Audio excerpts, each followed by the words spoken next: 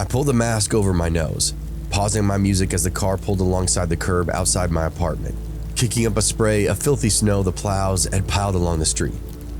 It was a red sedan with a slight tint to the windows and one of those dancing hula ornaments at the center of its dashboard, similar to the one displayed on my screen. I shuddered, muttering in irritation at the flecks of muddy snow that now dotted my jeans, stepping gingerly through the mound as I rounded the back of the car. I knew better than to enter the vehicle without confirming first. I'd heard many horror stories about women getting into the wrong Uber or Lyft, finding themselves stuck in a car with some maniac, and I'd made a practice of always checking before I got inside. I squinted, glanced between the rideshare app open on my phone and the license plate beneath the trunk, under the light of the singular street lamp on the side of the street, confirming they were in fact the same. Red rust spilled from the bottom of the trunk, flecks of it staining the top of the plate. A breeze sent another icy chill down my spine, and I hurried to the open back door opposite the driver's side and slid inside the vehicle. "Hi," I huffed out, doing my best to kick some of the clinging snow from my boots as I entered. Jonathan?" I decided I'd clean them as best as I could, turned and bring my legs into the car as I sat upright, turning my full attention to the driver for the first time. He nodded. His long greasy hair bobbed across his shoulders with emotion. He watched me for a moment in the rearview mirror, and I couldn't help but stir. Something about the odd look in his eyes made me slightly uncomfortable. Even with the mask half covering his face, this stained surgical mask that looked like it had been in use since the start of the pandemic, there was something, hollow, yet strangely sinister in that vacant stare. For just a brief moment, I considered thinking up some excuse to go back inside, call another ride. But a quick glance at the time made me realize I was already going to be late. My boss is an asshole, and I'd had a string of late starts throughout the year since my car died on me. I really couldn't make it any worse. I took in a breath and clutched the pepper spray on my keys for affirmation as I closed the door. My eyes watered as the smell of the car hit my nose, and I almost climbed out from that alone. I was sure the man must have noticed my reaction as he watched in the rear view, but I didn't care, as I was more focused on not audibly gagging. It smelled like a public toilet. I couldn't understand how or why he would even let someone in his car like this. For an instant, he pulled the car forward onto the road, leading out of town towards my job. I work as a bartender at a local dive bar strip club on the outskirts of town, 15 minutes from my house. I had a car, or at least I did, before I got into an accident during the pandemic. Slow work, it'd been a struggle to save for repairs. So for the time being, it was rideshare apps and awkward conversations. I fought the urge to get comfortable and settle in to scroll social media or just listen to a podcast. My cell service was spotty in these areas as it was, and I was quickly running out of data for the month. So any streaming was pretty much out of the question. Hell, even trying to follow the progress of my ride on the app was all but impossible with my phone. The image of the car was usually the last thing frozen on my phone. No internet. Besides, something about that man demanded that I keep my guard raised. A strange sense of disquiet seeded in me at the sight of him. I prayed for the seconds to tick by faster. I continued watching his phone, trying my best, likely falling short of stealth, as I tried to make sure he didn't veer from the path he was supposed to go. As I watched his screen, I would casually glance down at my phone every few seconds to try and appear less nervous. Every so often, though, I'd get that odd pins and needles sensation at the back of my neck, that feeling that I was being watched. I was certain that I could see him watching me intently through the rearview mirror, only for me to glance up and find his attention focused on the road ahead. Despite my best attempts, I couldn't get past that smell. It just reeked. I couldn't understand how Jonathan wasn't even reacting to it. I was trying to work up the courage to ask him to roll down a window without coming off as rude when he suddenly spoke up. His voice was low and raspy as he read the name of the bar aloud. "Where are you going somewhere like that at a time like this?" he asked, the question devoid of any semblance of genuine worry. "It's late, almost midnight." He tapped at the time on the dashboard. "Someone waiting for you?" The question sent a chill down my back, and I could feel my hackles raise at his probing nature. "Yes, my boyfriend," I answered, far too quickly. I thanked God for the mask, certain that without it, he could see the lie on my face. Even with it, I wasn't sure he couldn't as he peered through the rearview mirror. I glanced out the window to my side. We were on the freeway nearing my job, maybe 10 minutes away. Empty road and trees speeding past us. I guess I could ask him to let me out, but that was its own frightening prospect. And the fact that the road was all but empty at this hour made the idea even more uncomfortable. I held back a sigh. We were getting closer to my job, and he seemed to be sticking to the GPS. I clutched my pepper spray for assurance and resolved that I might make it through the rest of this drive. It's not like I've never had a creepy driver or two before, but I'd always make it to my destination safely. There hadn't been anything yet to tell me Jonathan wasn't anything more than your average run-of-the-mill creep. I was sure I could handle 10 more minutes of uneasiness, rather than being stranded on the side of the road at night. Still, his question and my sudden answer had put me on edge. This idea came to me. I scrolled throughout my contacts until I found my coworker, Tyrell, and the nighttime security at the bar. He was the closest thing to a friend that I had, a very tall, imposing veteran. A phone rang once, twice, and several times as I pleaded mentally for an answer. "Hey, this is Tyrell." My heart leaped. "Hey, Ty, I'm sorry I missed your call. Leave a message and I'll try to get back to you." It plummeted in the following instant. Though his eyes stayed on the road, I could almost feel that man's attention was fully on me now. "I'm, on the way." I tried to continue seamlessly, stumbling along my words despite myself as I spoke. "I'll need some help taking the stuff inside from the back, so if you could come help me, that would be great." I paused, my heart in my throat as we watched each other in the mirror. The air buzzed with palpable tension. It suddenly felt very suffocating under the mask. I tried to breathe normally. That stench, God, where was it coming from? It clung to the air, assaulting my senses with every breath. Even my eyes were watering. "Oh, okay, bye," I muttered in the phone, realizing I was supposed to be on a call. I'd been so distracted my attention had strayed both from the road and Jonathan's phone. I'd hardly realized that we'd veered off my recognized path at some point, apparently turning down one of the many off-roads along the way. I could see the icon on the screen freeze as the app recalculated the route, finding a new path to my job, which he ignored, continuing forward. I think you should have stayed on the interstate. It's the quickest way and my boyfriend's already expecting me, so..." Jonathan chuckled to himself. "Shortcut," he murmured. Then with a click, he turned off the screen of his phone, grabbing it off the mount at the center of the dashboard, sliding it into his coat pocket beneath something else. My heart plummeted as though I were in a free fall. He laughed to himself, as though he told himself some kind of inside joke, and with a feigned, odd sort of leisure, began drumming along the steering wheel with his fingers, humming off-key proudly. My head spun, a sense of surrealism buzzing in the air as my stomach dropped watching the screen off his phone go black. I could check our progress from the app. I knew that much, but something told me it wasn't even necessary.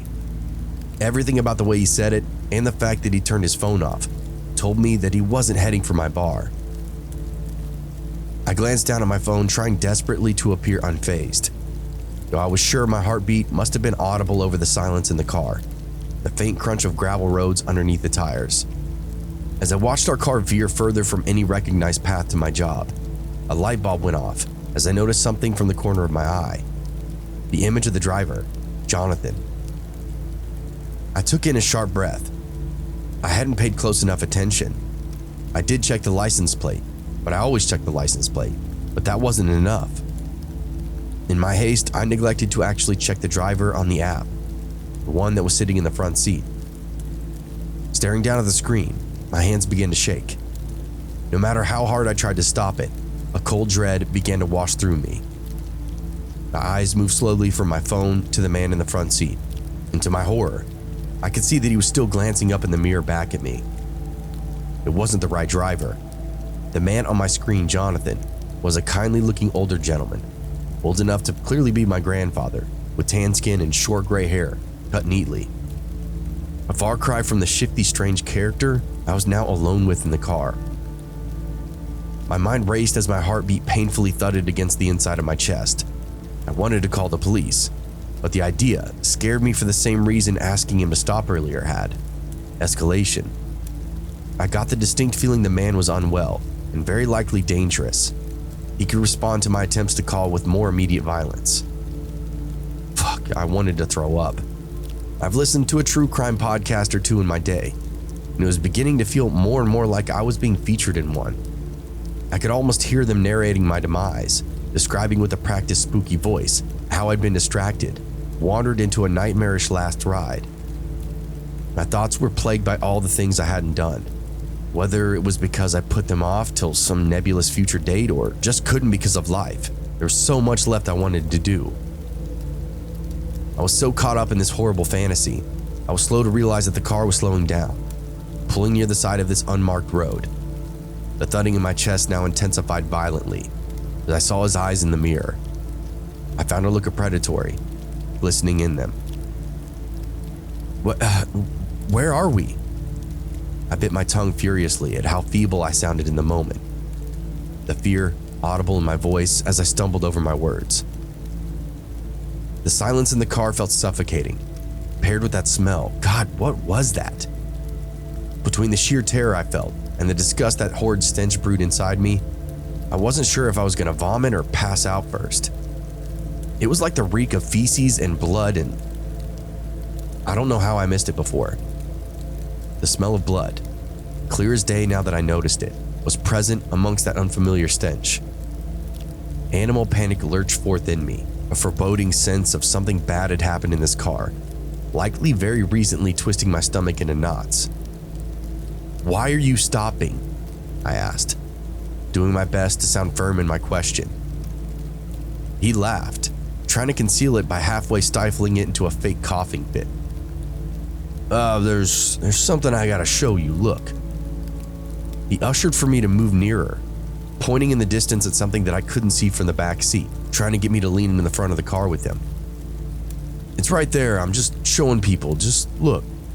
Come over here so you can actually see it." A nauseating shudder raised the hairs along my back.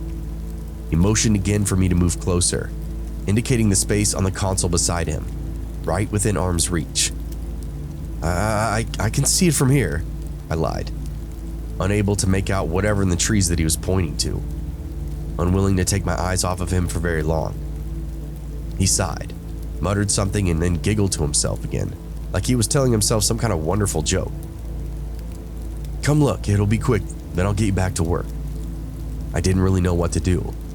Something made me feel like outright rejecting his invitation might lead to spiral something even quicker, but I was not about to leave the little safety of the car that it offered at his request to follow this creep deep into the woods.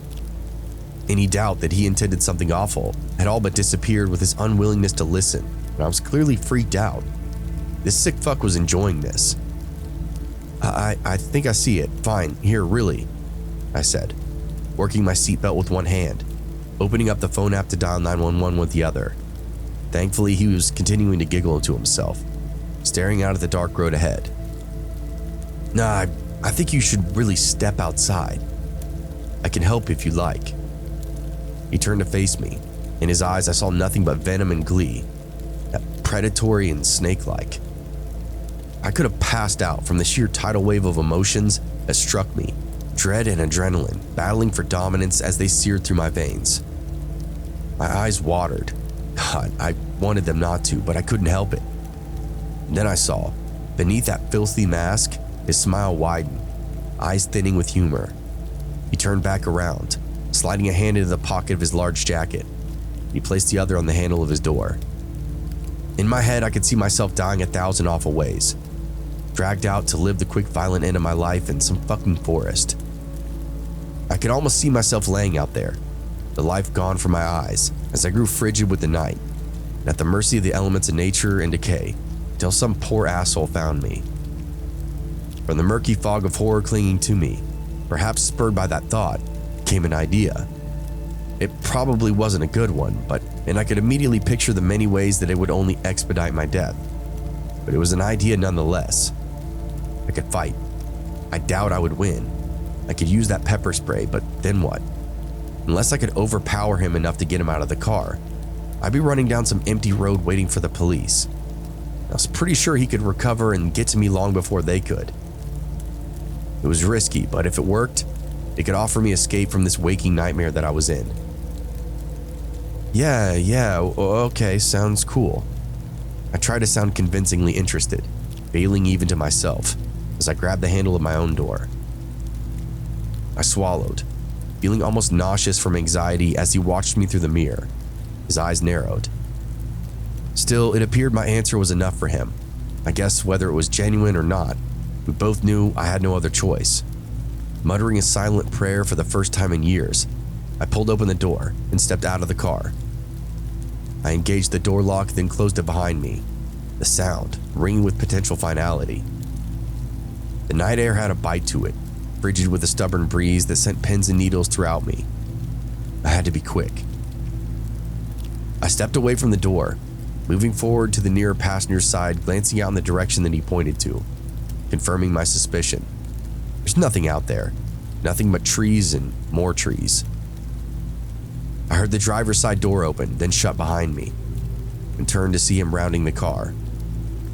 He was tall, taller than I expected from his sitting position, his legs casting long shadows as he passed the car's headlights.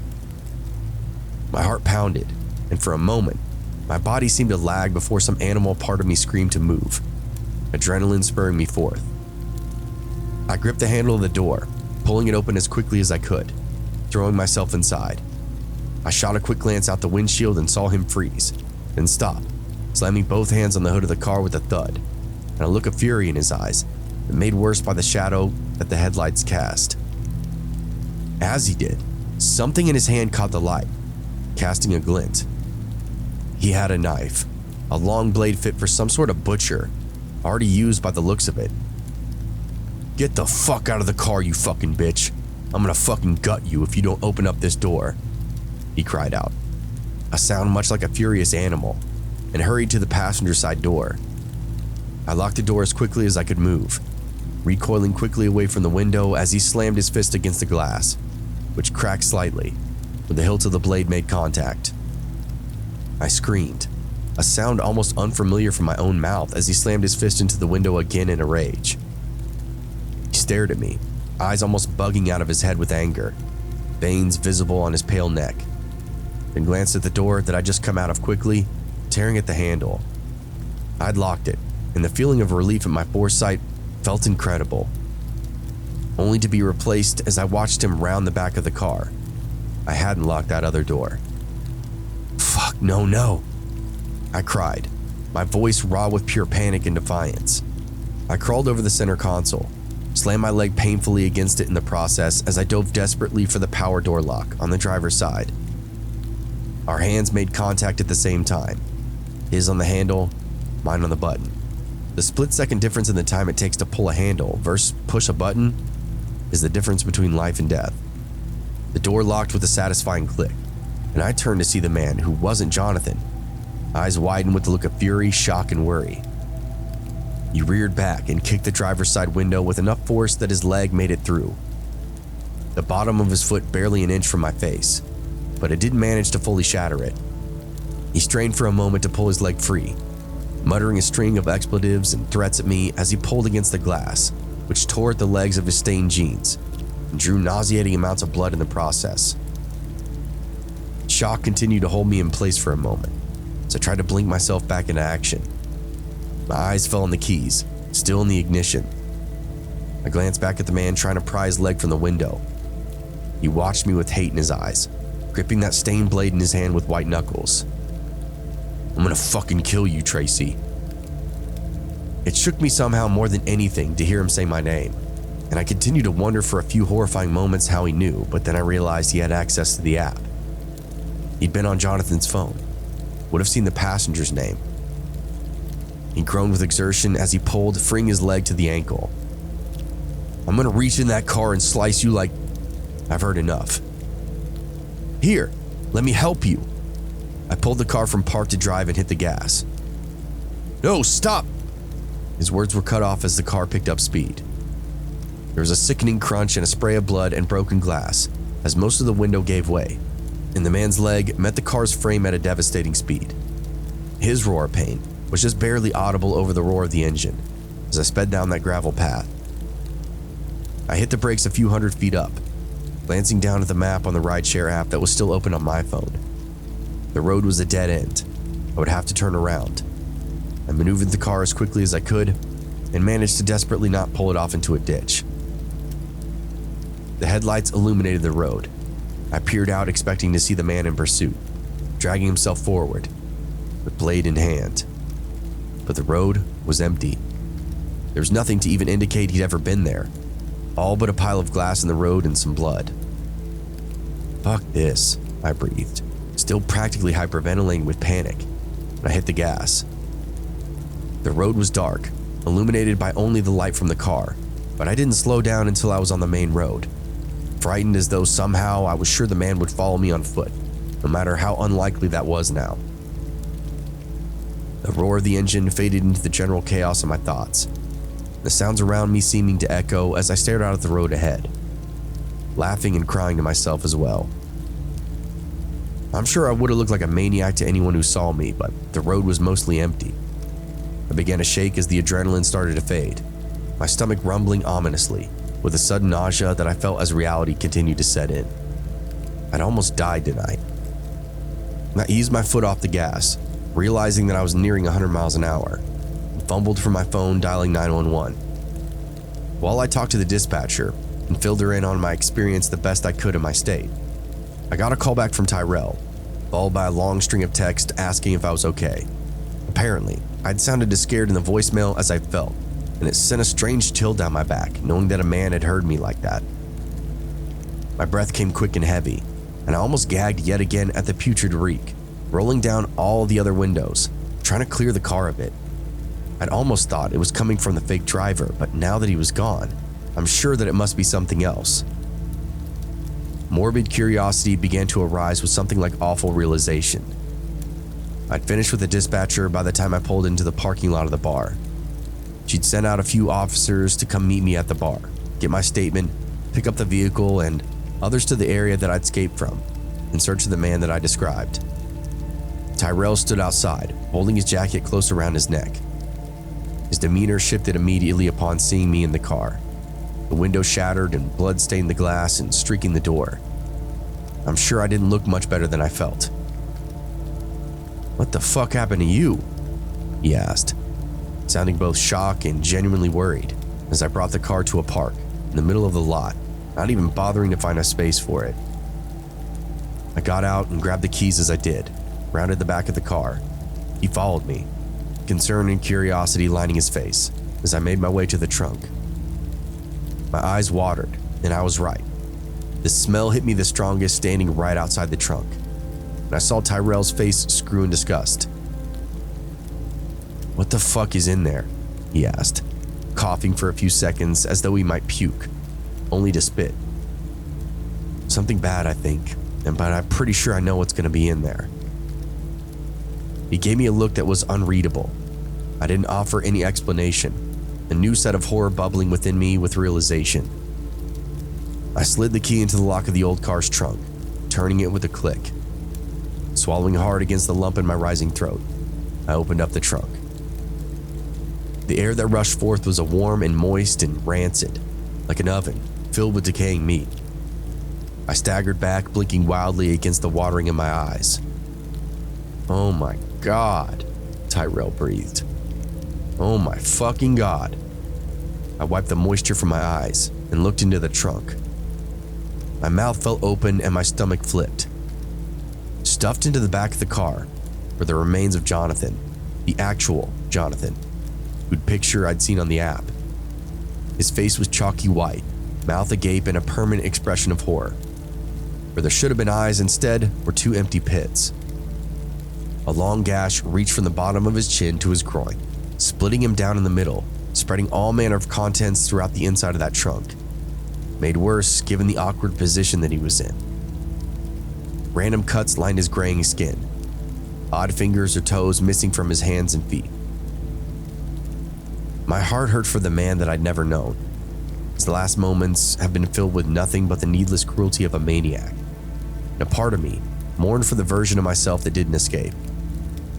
As selfish as this may sound, looking at that man felt like looking at a potential version of myself. jarring in more ways than I expected. I quickly closed the trunk of the car again. I shut my eyes and held my mouth closed, swallowing hard against the rising bile that I felt, and then turned to Tyrell. "Let's go inside. The cops will be here soon to get my statement, and I need a fucking drink." His eyes were still wide, casting another glance at the trunk before leading me inside. The cops showed up not long after that though, and by then I was already a bit buzzed. Sue me. I'd survived an attempted murder, and there wasn't much more information that I could give that I hadn't given already. I spent that night at my sister's house, my boss offering me the rare night off due to my event, as he called it, and Ty offered me a ride, as I was obviously in no mood to call an Uber, taxi, or anything of the sort. The following days went by in something of a surreal blur. I took call after call from friends, acquaintances, people I'd months met at a party, and all like feigning concern in an attempt to hear the story from me. At some point I did return home, feeling self-conscious about burdening my sister and her husband. Finally returned to my own apartment. Between all of the gossip-seeking calls, came one call that I was waiting for. It was from Detective Howard at the local police department, the man in charge of my case. I'd been cleared of any suspect involvement almost immediately, as the body of Jonathan Derry, as I'd come to learn his name, was several hours old by the time I stepped into the vehicle, and his car had been taken hours away from the city he lived, and most commonly drove in, all the way to our little town, likely by the man I'd been in the car with that night.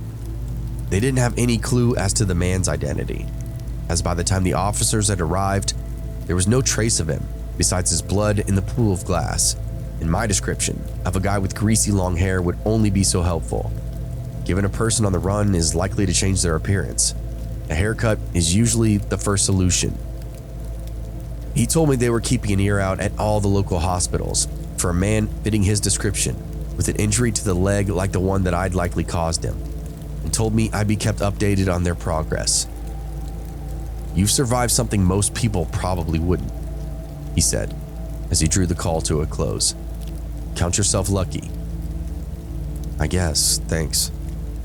"No problem, get some rest, and if you've got any questions." It occurred to me instantly like a random light flickering into light amongst darkness, and I don't even know why. "Did you find the phone? The driver's phone, Jonathan's?"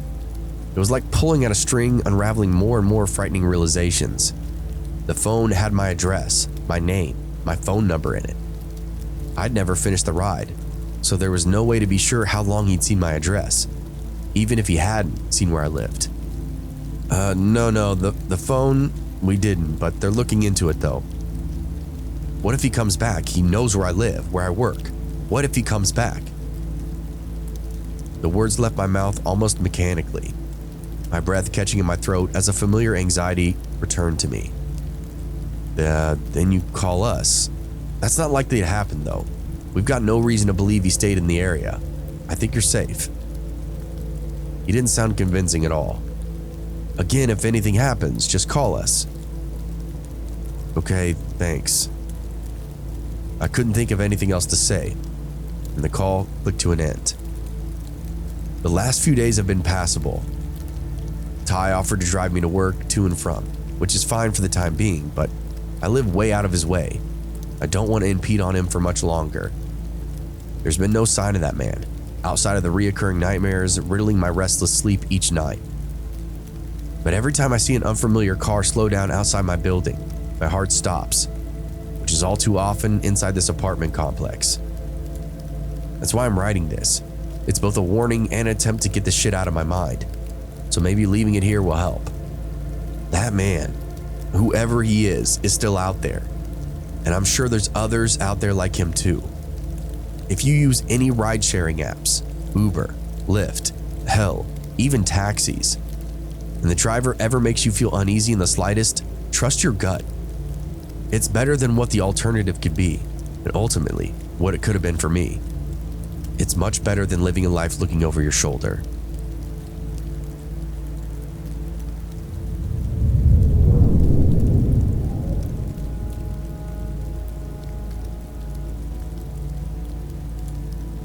I drove in a suburb outside of a big city.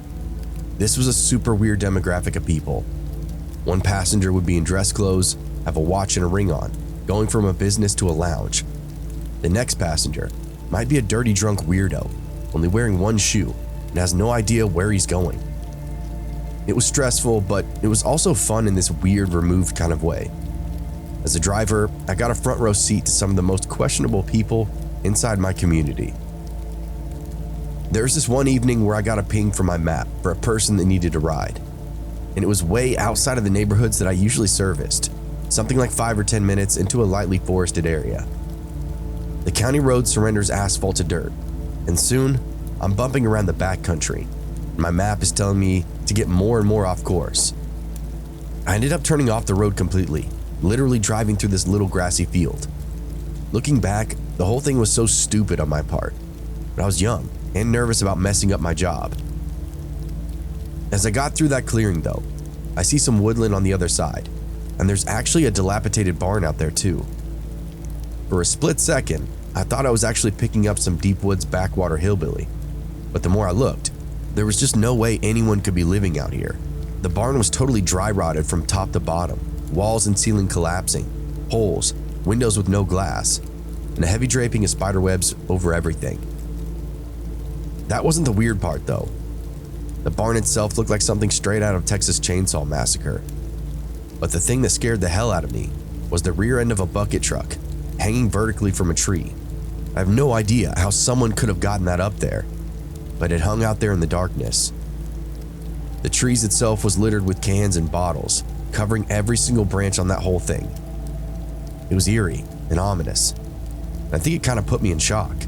I just sat there, idling the car, staring at the wasteland of weirdness that I found myself in, all because of a stupid ping on a map. Then I see movement along the distant tree line. Shapeless commotion at first, but soon I can see a figure stalking out from the foliage. He's shirtless, head tilted back, chugging a beer as he blindly walks into my headlights. He's signaling me the whole time as he's talking, so I know it's the right guy. Again, I just sat there petrified, because if this was happening to me now, as an older man, I can tell you I would have never gone out there. It's crazy to have memories of me just sitting there in the face of totally unknowable danger. But that's what I did. This guy finishes his beer, crumples the can, and pitched it towards the old barn, then got inside. He sat down and put on his seatbelt and didn't say a word to me. It was so crazy. I just slipped it into reverse, backed up until I hit the dirt road, then followed it back out to the main drag.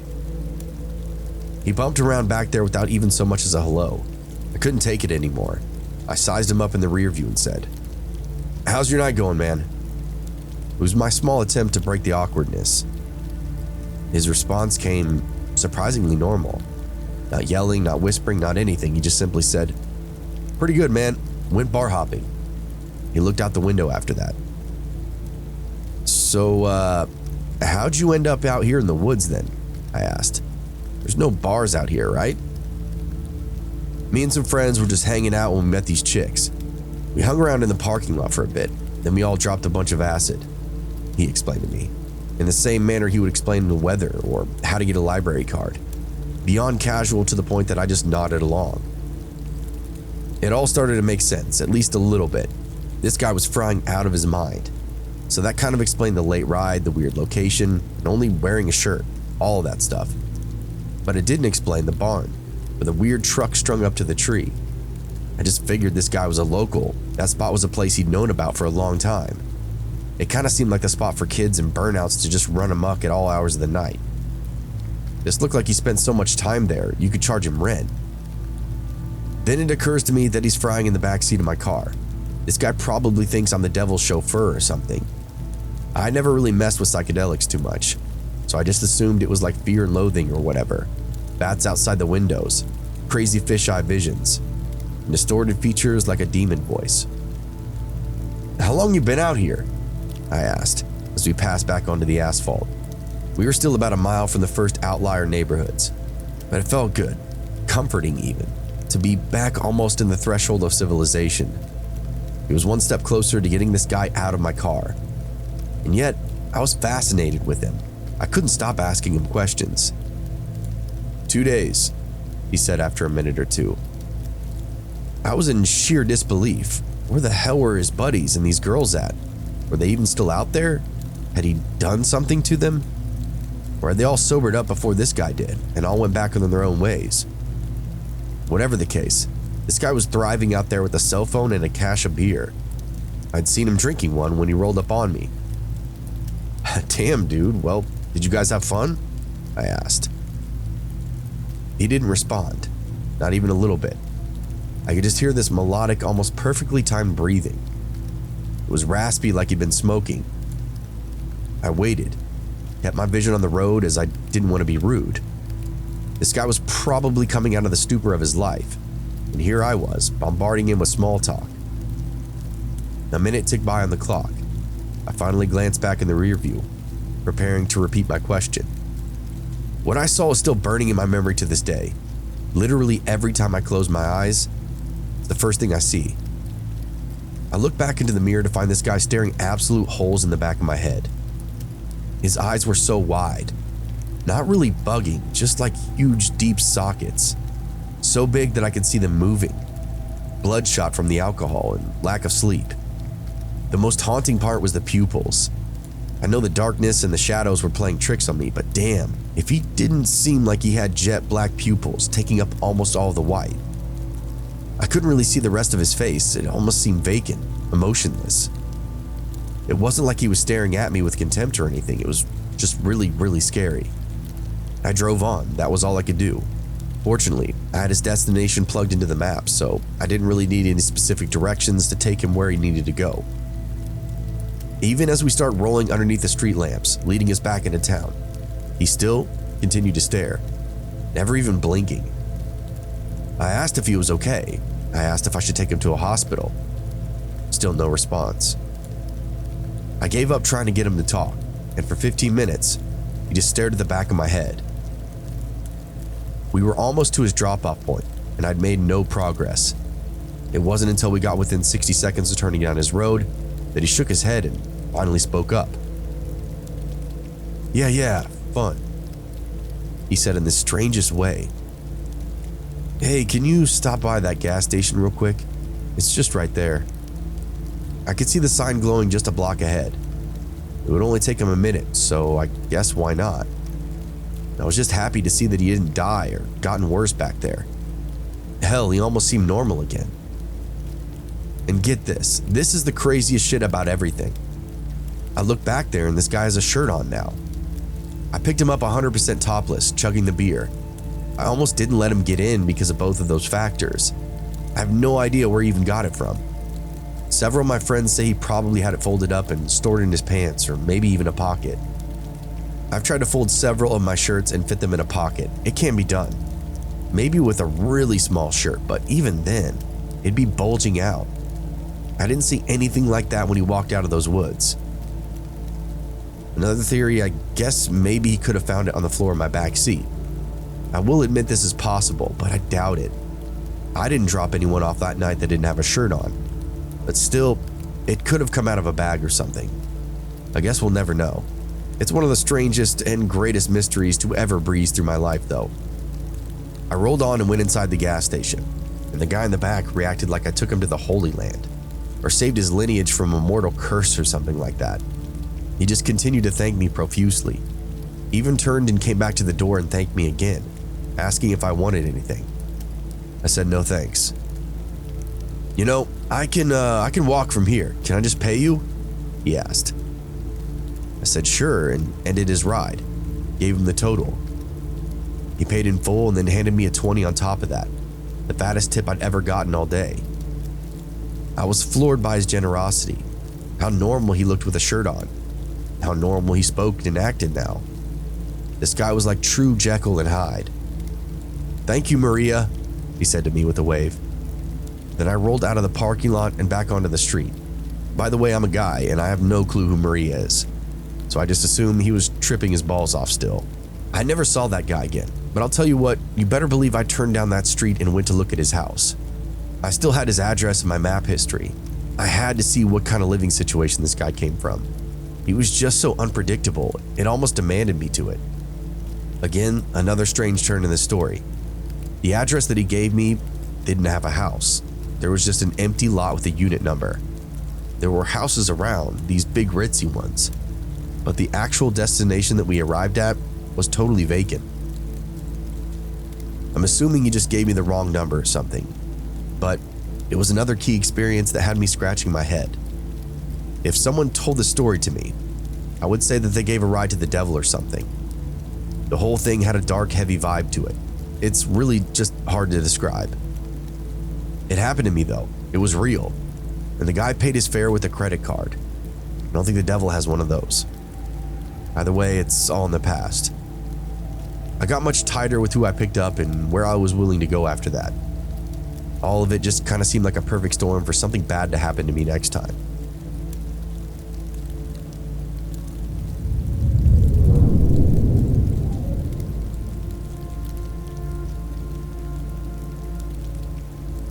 My best friend and I took a trip out to Las Vegas before the summer he got married.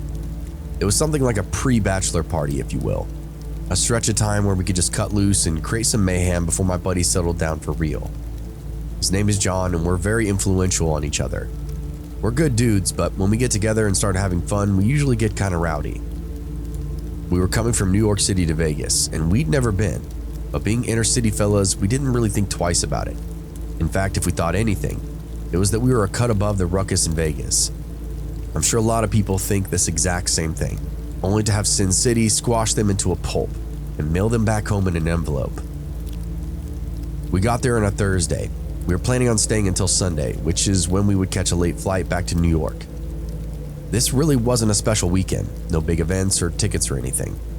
It was just a trip to see the Strip and all the cool sights. We landed and we were at our hotel by 4 p.m. on that first day. John and I settled in, didn't really race out to get hammered. We were career party goers, so we knew better than to drink ourselves too deep on that first day. Not much is worse than drinking yourself sick on the first day of a trip. You know, you know. We actually started with some room service, ordered some light food and a bottle of wine while we showered and got ready. As mentioned earlier, John was fully engaged, super faithful to his fiancée, but I was a single man and looking to mingle with strange women in a strange land. I wanted to look my best for whatever that night had to offer me. We polished off the wine, got ourselves together, and hit a casino floor by 6 p.m. It was almost overwhelming, all the flashing lights and people, but it was kind of boring too, if I'm honest. A lot of people were focused on gambling, lots of old folks just milling around. We found a more exciting area of the casino floor, some table games nestled between younger crowds. John bought into the game, or I think was craps or roulette, I don't remember. Well, I went to flag down one of the waitresses. By then it was on. The drink started flowing and John started stacking chips at his table. The vibe was just right.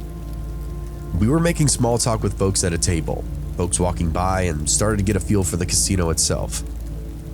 There were all the old folks like earlier, but as the hour grew later, more and more younger crowd appeared around us. And by 10 p.m., that place was lit. John cashed his winnings to the tune of $2,500, quite the haul for our first night. As we're getting ready to leave the table, a guy slips us a business card.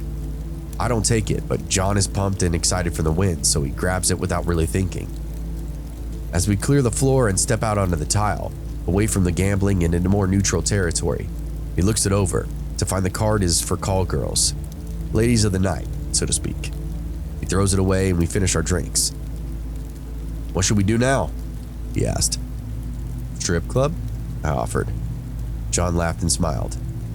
"Maybe next time." "You know what sounds fun?" he asked. "All right, what's that?" "Getting really, really high. I'm talking lights out," he said. "Really? We can buy weed on the street?" I explained. "Nah," he said, shaking his head. "Let's get some blow." Uh-oh. One thing about John is that he was a partially recovered cokehead. I knew this was a potential risk coming out to Vegas, but I didn't think he'd be posturing out to start snorting on the very first night. I shrugged and ran a hand over my face. "What do you think?" he asked me. "I mean, we don't even know where to get it, man." "Let's try the street," he said. I shook my head. A random buy was way too risky. Not for getting busted, but ripped off. There were probably 10 fake dealers to the one real one that you'd ever encounter. "I got an idea. How about the guy that gave you that card? Anyone advertising girls can probably get drugs too, I said. John slowly started to nod. He handed me his empty glass and disappeared in the gambling crowd. I didn't bother keeping track of him. Instead, I watched all the girls walk by, and I'm not ashamed to admit it. They really do it right in Vegas, I'll have to admit. Just a few minutes later, John came strolling out of the crowd holding something in his hand. "What's that?" "He gave me the same card," he said. "You gotta be kidding me." I took it and flipped it over, found a phone number and address. There's even a little note that said ask for Marco. "This is for a club, not just girls. Book us an Uber and we'll see if we can pick it up." John whipped his phone out and made for the door. We stepped out into the stiff night air, watched the weirdos and drunks pass by, and waited for the ride to come. John watched the app and counted his cash, happy with the come up. Soon the car came by. John matched all the info and we hopped in the back. "Headed for the club, boys?" he asked. We answered yes, very enthusiastically, half drunk as we climbed in the back. I didn't realize the guy that picked us up already knew our destination, made the whole thing convenient. He started hyping us up hardcore. We got loud and boisterous in the back. The whole ride was fun as hell. The driver told us about the club, how it was the best on this side of the city, and which girls we should ask for by the name. "I'm trying to get drugs," John said. "Oh yeah? Well, you came to the right spot, my friend. Usually I've got a half a sack of something to sell, but I'm all dry today. That club will take care of you though," he explained. I nodded along, hooting and hollering. It was everything that we wanted to hear. We could actually see the big bright sign of the club just up ahead, maybe a mile away. "Look, I really don't do this with normal customers, so don't tell anyone," the driver said as he pulled a flask from his glove box and unscrewed the cap. "But it's Vegas and you boys are on the hunt, yeah? Let's get it tonight, fellas." I couldn't believe it. It reminded me of the cab drivers back home. John and I took a fat slug off the top and then a second, then handed it back to the driver. He recapped it and put it back in the glove box, just as we slid into the club parking lot. "Showtime, boys. Go show 'em what you're made of," he shouted. As we climbed out, and John threw him a 50 as a tip, then sent him on his way. I have zero memory of ever entering that club. Maybe some flickers of the entry room, a flicker of the bar, and then it's just darkness. The driver that picked us up never took a sip off that flask. That's how I knew it was roofied. He hit us with GHB or some other date rape drug, and then sent us inside that bar. We do this kind of shit back home in New York. It's a way to get people to loosen up and then you rob them for everything they're worth. The driver was in cahoots with the club somehow, would roofie the people he dropped off there. We never stood a chance, especially not with the wad of cash in John's front pocket. We woke up in the morning back in our room, John literally missing a shoe and every dollar from his person. I was also penniless, but I only lost about $300. We were terrified to check our bank accounts, and thank God there weren't any charges. John felt awful for spending a night in a club and having no memory of it. We both agreed to simply never speak of it again, at least in our circle of friends. Our other scare was going to the clinic. We figured we had some kind of STD or something.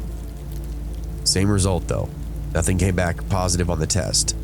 Same result though, nothing came back on the test. The rest of that trip, we played it much more safely. Didn't leave the casino. Didn't even really get drunk. It goes down as both the longest and shortest nights of my life.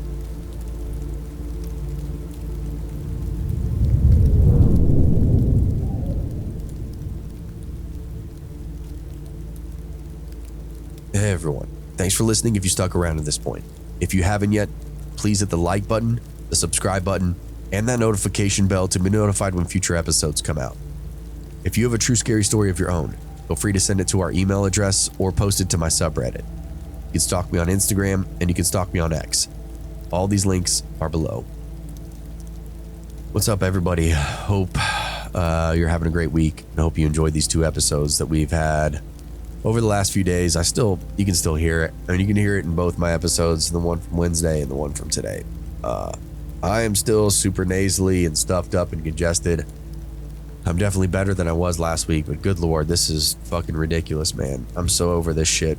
But I didn't want to skip any more episodes, so hopefully you can tolerate and deal with me sounding a little nasally, even though I hate recording. Absolute hate recording when I sound like this because it just sounds subpar and doesn't sound as good. Doesn't sound crispy and neat like it should, but whatever. I'd say by next week, hopefully that shit's fucking gone and it's all done and over with and I'm back to normal and I don't sound like I got 2 boxes of Kleenex up my nose. But yeah, all right. Well, I think that's it. I ain't got nothing else to tell you. Have a good weekend. I'll see you on Wednesday of next week for, I think, Off the Grid Stories. All right. Cheers.